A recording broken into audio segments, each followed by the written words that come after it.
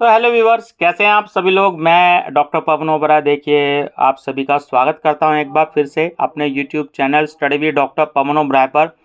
तो अभी थोड़ी देर पहले मैंने सीसीएस यूनिवर्सिटी मेरठ के जो एमए और एमकॉम के जो पेपर्स चल रहे हैं, रिटर्न एग्ज़ाम्स चल रहे हैं, तो उनकी सीसीएस यूनिवर्सिटी ने अभी 29 मार्च को लेट इवनिंग में एक इन्फॉर्मेशन दी थी कि इनके जो लास्ट में जो प्रैक्टिकल एग्ज़ाम्स या वाइवा वॉइस होता है, तो उनकी इन्फॉर्मेशन दे दी थी। अब उनकी इन्फॉर्मेशन जो दे दी है, तो वो बहुत जल्दी उनके एग्ज़ाम्स के बाद ख़त्म होंगे। बार बार बच्चे या तो कॉल करते हैं मेरे व्हाट्सएप नंबर जो कि डिस्क्रिप्शन बॉक्स के नीचे होता है मेरी हर वीडियो में, या मैसेज करते हैं या यूट्यूब के नीचे कमेंट बॉक्स पे मैसेज करते हैं। मैं बार बार देखिए इस चीज़ को बोलता हूँ, आप आगे के स्टूडेंट्स भी ध्यान रखिएगा कि ये एक्चुअली कोई आपका प्रैक्टिकल एग्ज़ाम नहीं होता है। प्रैक्टिकल एग्ज़ाम्स जो है ना, वो सिंपली अदर कोर्सेज में होता है। ये केवल आपका वाइवा वॉइस एग्जाम्स होता है। VIVAVOCE ये इसके स्पेलिंग है, इसलिए बता रहा हूँ क्योंकि ये भी एक क्वेश्चन जो है एग्जाम में पूछा जाता है और स्टूडेंट्स कई बारी, माफ़ कीजिएगा, इसके स्पेलिंग भी गलत बताते हैं। तो आप सभी इसके स्पेलिंग भी बहुत अच्छे से प्रिपेयर कर दीजिएगा। नंबर फर्स्ट तो ये है, और हमेशा रिटर्न पेपर के बाद में ही होता है। आज तक तो ऐसे ही हो पाया है। अब फ्यूचर में सीसीएस यूनिवर्सिटी क्या नया रूल पास कर दे तो कह नहीं सकते, लेकिन रिटर्न एग्जाम्स के बीच में नहीं हो पाया। ठीक है। दूसरी बात, अब कुछ जो स्टूडेंट्स हैं उनके एडमिट कार्ड में लिखा है सिंपली, काफ़ी सारे स्टूडेंट्स मुझसे कहते हैं कि सर हमारे तो जैसे वाइवा वॉइस है, सिंपली वाइवा वॉइस लिखा है और उसके आगे कुछ नहीं लिखा, तो हम क्या करें? क्या हमें कोई प्रैक्टिकल फाइल बनानी है या कोई प्रोजेक्ट बनाना है? तो सिंपली ध्यान रखना, उनको कुछ नहीं बनाना। जिनके एडमिट कार्ड में, जैसे मान लीजिए एमकॉम का कोर्स है और उनके एडमिट कार्ड के नीचे उनका पेपर सबसे लास्ट में मेंशन है, उसमें सिंपली वाइवा वॉइस, तो वहाँ पर उन स्टूडेंट्स को कोई भी प्रैक्टिकल फाइल या कोई भी प्रोजेक्ट नहीं बनाना। सिर्फ आपको अपना एडमिट कार्ड लेकर के जाना है, एक आपको आईडी लेकर के जानी है, लाइक कोई आधार कार्ड या पैन कार्ड ओरिजिनल लेकर के जाइएगा, और उसके बाद एमकॉम जो फर्स्ट ईयर की मार्कशीट है उसकी आप फोटोकॉपी लेकर के जाइएगा। ठीक है। तो ये आपको लेकर के जाना और सिंपली आपका वाइवा वॉइस कंडक्ट करवा दिया जाएगा। दूसरी बात, कुछ स्टूडेंट्स हैं, जैसे कुछ कोर्सेज हैं, लाइक अगर हम एमए की बात करें, एमए के जैसे इकोनॉमिक्स है, तो इकोनॉमिक्स में जैसे लिखा है, और भी कोर्सेज में मेंशन है, जैसे लिखा है प्रेजेंटेशन, वाइवा वॉइस तो लिखा है लेकिन प्रेजेंटेशन भी लिखा है। तो उस प्रेजेंटेशन का मतलब ये होता है स्टूडेंट्स कि आपको अपनी मर्जी से किसी भी टॉपिक पर एक प्रेजेंटेशन बनानी है, उसको पावर पॉइंट पर स्लाइड पर आपको बनानी है। 25-30 स्लाइड्स जो हैं वो उसकी बनेंगी, और उस पावर पॉइंट की स्लाइड्स को आप किसी भी टॉपिक पर बना सकते हैं।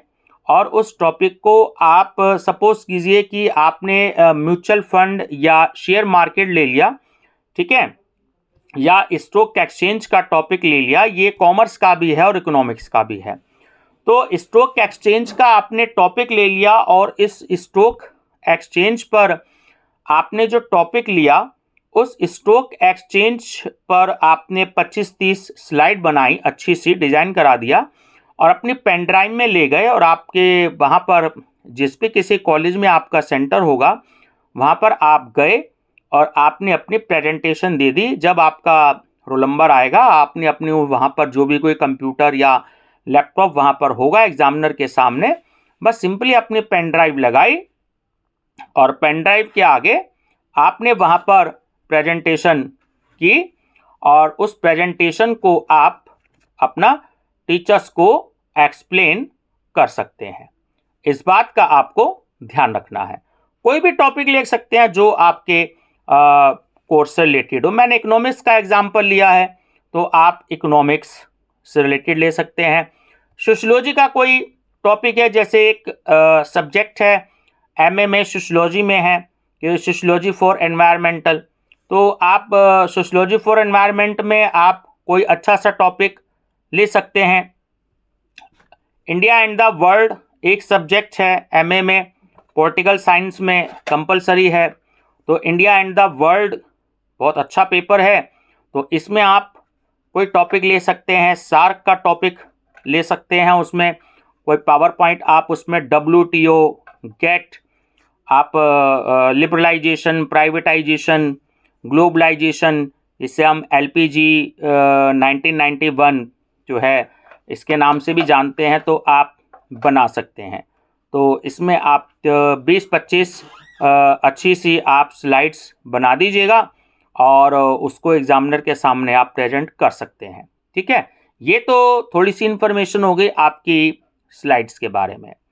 ठीक, दूसरा, अब कुछ क्वेश्चंस आपसे नॉर्मली भी पूछे जा सकते हैं।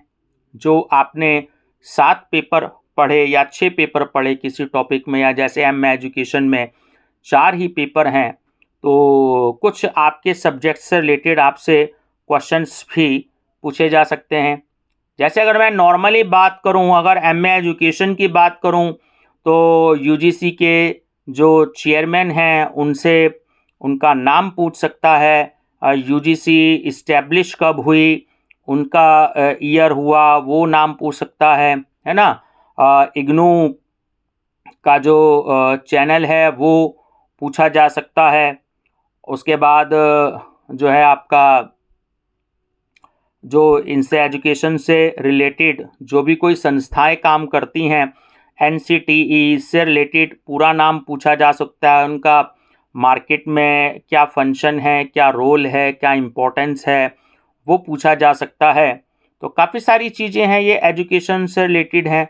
अगर हम इकोनॉमिक्स की या कॉमर्स की बात करते हैं, तो जब आपका वाइवा वॉइस होगा तो वो आपसे पूछ सकते हैं कि वर्ल्ड बैंक कब इस्टेब्लिश हुआ, WTO जो है वो कब इस्टेब्लिश हुआ, RBI कब इस्टेब्लिश हुआ। हाँ, एक चीज़ और, ICICI बैंक आपने नाम सुना ही है। अधिकतर इस बैंक का जो है पूरा नाम पूछ लिया जाता है, तो वो आप याद करके जाइएगा अच्छे से। सेबी का फुल नेम नाम याद करके जाइएगा, IRDA का पूरा नाम पूछ के जाइएगा, है ना। एक क्वेश्चन पूछा जाता है कि what is the difference between general insurance company and life insurance company, तो इसमें थोड़ा सा डिफरेंस याद करके जाइएगा। आजकल इंश्योरेंस काफ़ी मार्केट में चल रहा है। म्यूचुअल फंड से रिलेटेड थोड़ा सा पढ़ के जाइएगा। सबसे पहले कौन सी कंपनी थी जिसने म्यूचुअल फंड की स्टार्टिंग जो थी वो इंडिया में करी। कितने स्टॉक एक्सचेंज जो हैं वो इस समय इंडिया में वर्किंग में हैं, तो जैसे कि मैं बता दूं 23 हैं। 2 सबसे बड़े स्टॉक एक्सचेंज हैं इस समय इंडिया में, जैसे कि बॉम्बे स्टॉक एक्सचेंज और नेशनल स्टॉक एक्सचेंज। बाकी जो रेस्ट हैं 21 स्टॉक एक्सचेंज, उसे हम रीजनल स्टॉक एक्सचेंज कहते हैं। तो इस तरीके से ये कुछ पर्टिकुलर क्वेश्चंस हैं जो कॉमर्स में, यानी कि जो MCOM के स्टूडेंट्स हैं और जो MA इकोनॉमिक्स के स्टूडेंट्स हैं, तो इनके लिए ये काफ़ी हेल्प करेंगे। तो इन क्वेश्चंस को आप, ऐसे क्वेश्चंस को पढ़ कर के आप याद करके जाइएगा। उसके लिए कोई बहुत ज़्यादा आपको परेशान होने की ज़रूरत नहीं है, कोई बहुत ज़्यादा बुकलेट्स पढ़ने की ज़रूरत नहीं है। कभी कभी एग्जामिनर आपसे आपका फेवरेट पेपर भी पूछ लेते हैं, तो फेवरेट पेपर अगर आपका कोई हो तो आप एग्जामिनर को बता सकते हैं, तो उस फेवरेट पेपर में से ही आपसे 10-12 क्वेश्चंस पूछ सकते हैं। और दूसरी बात, कभी कभी एग्जामिनर्स आपसे पर्टिकुलर सब्जेक्ट्स के बारे में, टेक्स्ट बुक्स के बारे में पूछा जा सकता है कि भाई आपकी जो फेवरेट टेक्स्ट बुक्स सब्जेक्ट आपने बताया, सपोज कीजिए कि आपने रिसर्च मैथोलॉजी ही बता दिया, कॉमन पेपर है, तो रिसर्च मैथोलॉजी के आपसे एग्जामिनर ये पूछ सकते हैं कि किसी भी 3 टेक्स्ट बुक के ऑथर के नेम बता दीजिए और पब्लिकेशन बता दीजिए जिनसे आपने एमए में तैयारी करी। तो कम से कम 3 टेक्स्ट बुक्स के जो ऑथर्स नेम है और उनके पब्लिकेशंस हैं, है ना, तो नाम बहुत अच्छे से याद करके जाइएगा। तो जैसे कि आप सबको पता ही है, बड़ी ही टेक्स्ट बुक्स वही होती हैं जो आपने जिनसे पढ़ा, मोटी मोटी बुक्स जो होती हैं। एक क्वेश्चन ये भी पूछ लिया जाता है कि भाई टेक्स्ट बुक्स और रेफरेंस बुक्स में क्या डिफरेंस है। क्वेश्चन ये भी पूछा जाता है कि बिब्लियोग्राफी में क्या होती है क्वेश्चनियर क्या होते हैं, तो ये सारी चीज़ें पूछी जाती हैं। रिव्यू ऑफ लिटरेचर क्या होता है, तो ये सारी चीज़ें जो हैं स्टूडेंट्स पूछी जाती हैं। तो वाइवा में आप इन सब की तैयारी करके जाइएगा, है ना। एक CR कोठारी की बुक बड़ी कॉमन चलती है, तो नाम उन सभी का याद कर लीजिएगा। न्यू एज इंटरनेशनल पब्लिकेशन पर ये बुक आती है, दिल्ली में ही है ना, तो दिल्ली का ही पब्लिकेशन है। तो आप इसको जो है बहुत अच्छे से याद कर लीजिएगा। और research methodology Sanjay SGPD publication Agra पर भी आती है, और रिसर्च मैथोलॉजी के नाम से साहित्य भवन पब्लिकेशन पर भी बुक आती है, और रिसर्च मैथोलॉजी के नाम से जो है कल्याणी पब्लिकेशन लुधियाना पर भी बुक आती है। इन सब के आप गूगल पे ऑथर्स के नाम भी जो हैं देख लीजिएगा, ये मैंने आपको बता दी है। मेरी खुद की बुक भी आती है research methodology, doctor Pawan Oberoi, new global vision publishing house new Delhi पर। तो ऐसे ही आप अपने अपने सब्जेक्ट्स के बारे में टेक्स्ट बुक्स जरूर याद कर लीजिएगा, है ना। टीचर्स बहुत ज़्यादा पूछते हैं टेक्स्ट बुक्स से रिलेटेड। बाकी अब मैं आपको एक चीज़ ये बताऊं कि अब बात करते हैं कि आपके जो ये यूनिवर्सिटी ने लिस्ट दी है, क्योंकि मैंने भी पूरी वीडियो नहीं बनाई है क्योंकि 19 मिनट से ज़्यादा की वीडियो हो गई थी, उसको मैं और दूसरे पार्ट में कवर करूँगा। एक्चुअली क्या है कि ये आपको कैसे कंफर्म हो कि आपका वाइवा वॉइस कब है, तो आपको ये ध्यान देना है कि आप स्टूडेंट्स जिस भी किसी कॉलेज में सेंटर आपका पड़ा, अब आपको लिस्ट तो आपको पता लग जाएगी मेरे यूट्यूब चैनल के माध्यम से कि आपका किस कॉलेज में सेंटर है। पूरी वीडियो देख लीजिएगा, ठीक है। और CCS की साइट पर भी ये लिस्ट है, और पर्टिकुलर ना भी पता लगे तो आप जिस कॉलेज में एग्ज़ाम देने के लिए गए थे, आप उस कॉलेज में फ़ोन करिए, वहाँ से उस कॉलेज में आपको बताया जाएगा कि आपका सेंटर किस कॉलेज में है, ठीक है।